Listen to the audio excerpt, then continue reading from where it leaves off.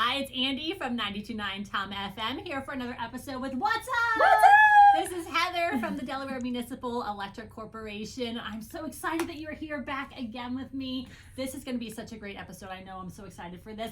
We've talked about how electricity gets to our house. Mm-hmm. It's not just because I turn on a switch. Right. We've talked about amazing ways how people can save even more money thanks to DEMEC.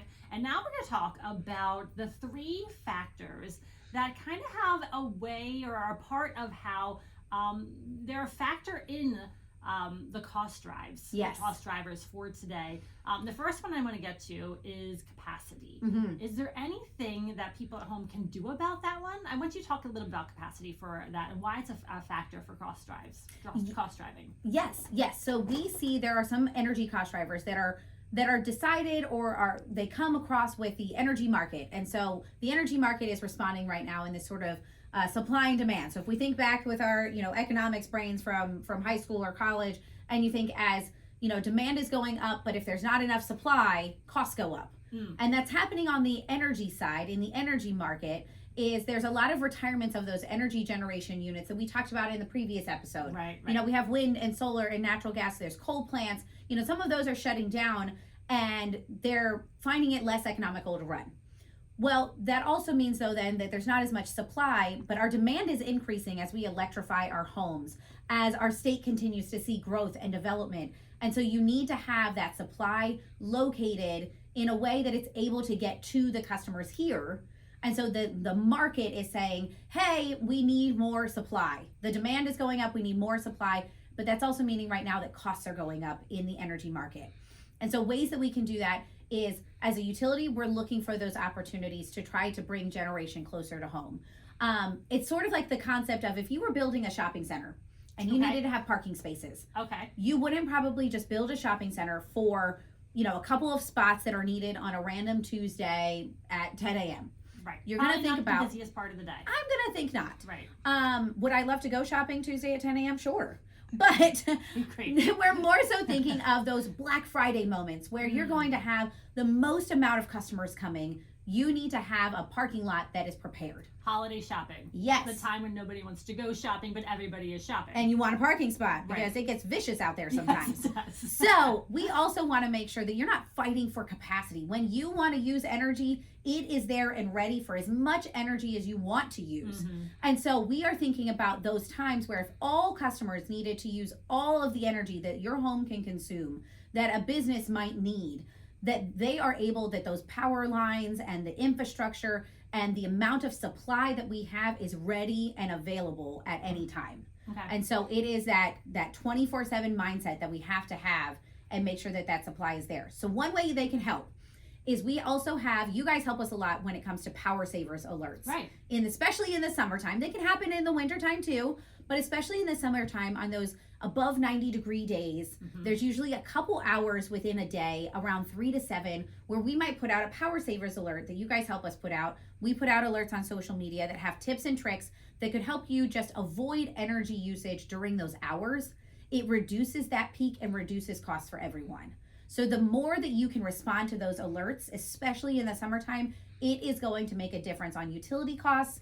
And then that means we don't have to push as many costs onto you guys. We should be grateful that DEMEC is planning ahead with the capacity. We do. Utilities love to plan. So we are trying to help, but we want to make sure people understand that there are bigger drivers in the marketplace that we are having to respond to. Right. And that makes sense. And we are grateful for your planning ahead. Even Thanks. if the power saver alert days, people are just like, oh, there's a reason for that. Yes. So that everyone has the power that they need at all times. And it helps everyone save. Yeah, it makes sense. Which we love. Another one of the factors is transmission, which sounds simple, right? Right. But we learned in the last episode that it's a lot more steps than what we actually thought. But why is it such a significant cost driver as well? Yes. So again, the transmission lines we talked about, those are those big lines. So they're going to cost a lot if you need to upgrade them, if you need to make them bigger because of growth that we're seeing throughout the state. You might find that there is a time where that transmission line needs to get bigger.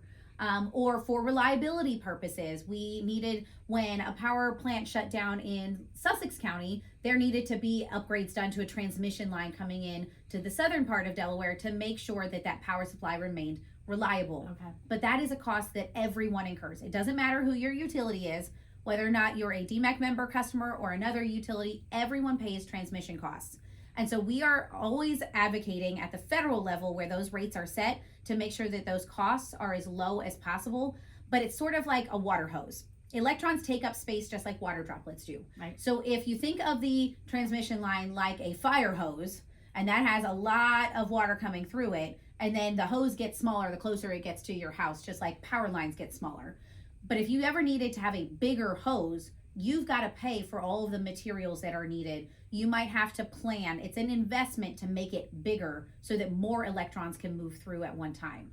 And so it's going to take a lot of time and planning. We coordinate with Delaware's transmission owner, Delmarva Power, to forecast in advance. Again, the planning piece. It's a lot of planning. There's a lot of planning and a lot of moving parts. Turn on a switch. Yes, and so we are trying to make sure that it is Yeah. as easy as possible for customers to turn on that switch. So we do all of the planning to try to reduce those Wow, costs. and thank goodness that you do.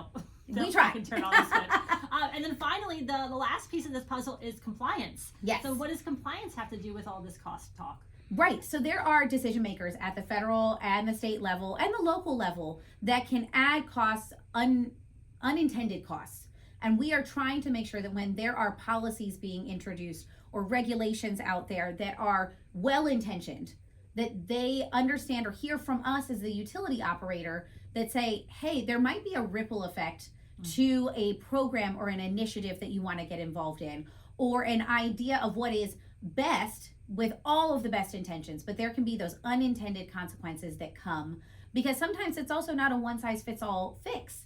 And so we make sure that as a not-for-profit entity, as our members are local governments, that we are thinking of the customer and the community costs. And so if we see any sort of flags and cautions that need to be shared of, hey, you may not be aware that from the utility side, this mandate means these costs will go up in order to provide this, then we are trying to raise that in advance so we can try to work out and make the goal still be accomplished, but at the lowest cost impact possible. It's wonderful that you're constantly advocating for your customers. Yes, at the state and federal levels, we are boots on the ground trying to make sure that when that is getting drafted, that customers are at the forefront of everyone's minds. Heather, this was very eye-opening to see Great. that it's not just like, well, today we're going to make it $5, right? Right. Like, there's a lot that goes into setting Yes. the price for electricity for your customers. It does, and a lot of different, arms, a lot of cooks in the kitchen here. Right.